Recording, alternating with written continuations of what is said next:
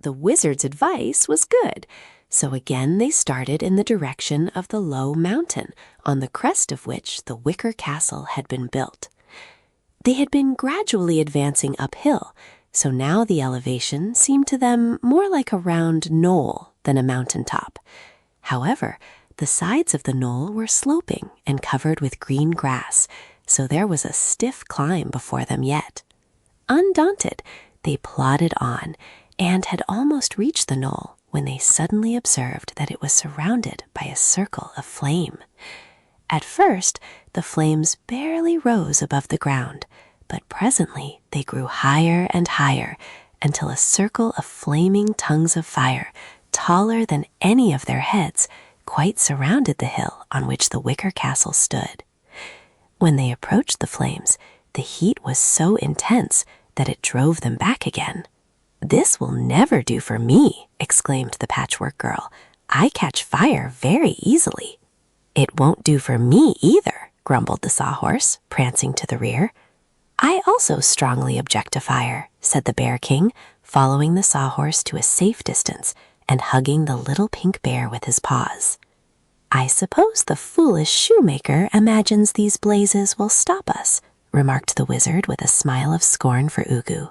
"But I am able to inform you that this is merely a simple magic trick which the robbers stole from Glinda the Good, and by good fortune I know how to destroy these flames as well as how to produce them. Will someone of you kindly give me a match?"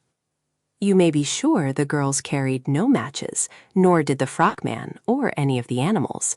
But Button-Bright, after searching carefully through his pockets, which contained all sorts of useful and useless things, finally produced a match and handed it to the wizard, who tied it to the end of a branch which he tore from a small tree growing near them. Then the little wizard carefully lighted the match and, running forward, thrust it into the nearest flame. Instantly, the circle of fire began to die away and soon vanished completely, leaving the way clear for them to proceed. "That was funny," laughed Button-Bright. "Yes," agreed the wizard. "It seems odd that a little match could destroy such a great circle of fire, but when Glinda invented this trick, she believed no one would ever think of a match being a remedy for fire. I suppose even Ugu doesn't know how we managed to quench the flames of his barrier, for only Glinda and I know the secret. Glinda's book of magic which Ugu stole told how to make the flames, but not how to put them out." They now formed in marching order and proceeded to advance up the slope, but had not gone far when before them rose a wall of steel, the surface of which was thickly covered with sharp, gleaming points resembling daggers. The wall completely surrounded the wicker castle, and its sharp points prevented anyone from climbing it. Even the Patchwork Girl might be ripped to pieces if she dared attempt it. "Ah!" exclaimed the wizard cheerfully. "Ugu is now using one of my own tricks against me. But this is more serious than the barrier of fire, because the only way to destroy the wall is to get on the other side of it." "How can that be done?" asked Dorothy. The wizard looked thoughtfully around his little party, and his face grew troubled. "It's a pretty high wall," he sadly remarked. "I'm pretty sure the Cowardly Lion could not leap over it."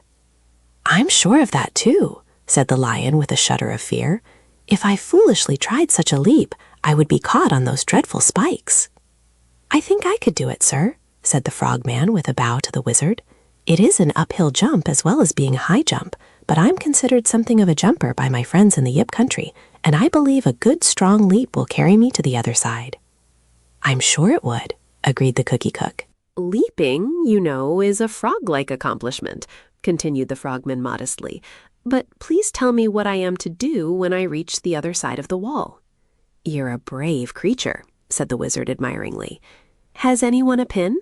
Betsy had one which she gave him. "All you need do," said the wizard to the Frogman, giving him the pin, "is to stick this into the other side of the wall." "But the wall is of steel," exclaimed the big frog. "I know. At least it seems to be steel, but do as I tell you. Stick the pin into the wall and it will disappear." The Frogman took off his handsome coat and carefully folded it and laid it on the grass.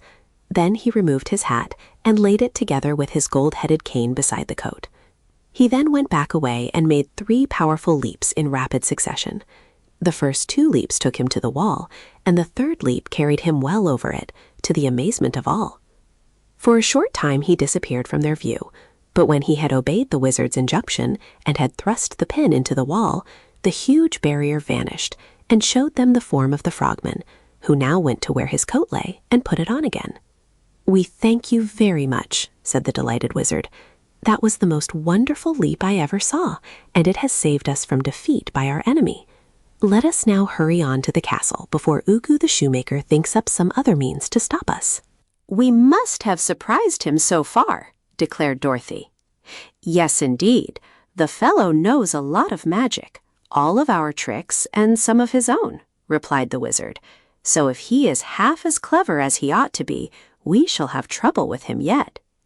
He had scarcely spoken these words when out from the gates of the wicker castle marched a regiment of soldiers, clad in gay uniforms and all bearing long pointed spears and sharp battle-axes.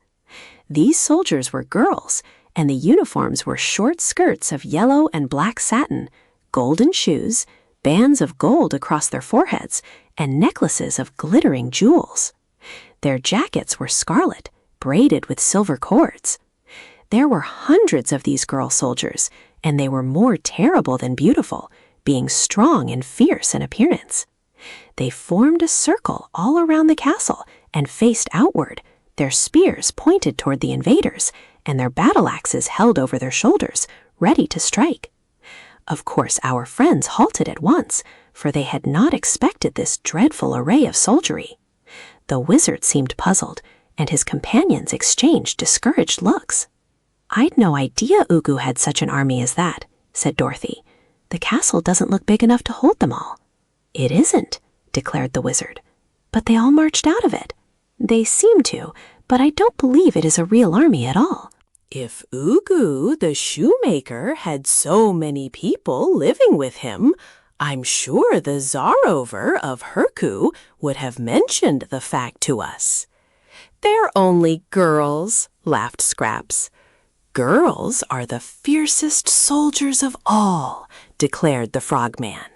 "They are more brave than men, and they have better nerves. That is probably why the magician uses them for soldiers and has sent them to oppose us." No one argued this statement, for all were staring hard at the line of soldiers, which now, having taken a defiant position, remained motionless. "Here is a trick of magic new to me," admitted the wizard after a time. "I do not believe the army is real, but the spears may be sharp enough to prick us nevertheless, so we must be cautious. Let us take time to consider how to meet this difficulty." While they were thinking it over, Scraps danced closer to the line of girl soldiers. Her button eyes sometimes saw more than did the natural eyes of her comrades, and so after staring hard at the magician's army, she boldly advanced and danced right through the threatening line. On the other side, she waved her stuffed arms and called out, "Come on, folks, the spears can't hurt you," said the wizard gaily. "An optical illusion, as I thought. Let us all follow the patchwork girl." The 3 little girls were somewhat nervous in attempting to brave the spears and battle-axes, but after the others had safely passed the line, they ventured to follow. And when all had passed through the ranks of the girl army, the army itself magically disappeared from view. All this time, our friends had been getting farther up the hill and nearer to the wicker castle. Now, continuing their advance, they expected something else to oppose their way, but to their astonishment, nothing happened.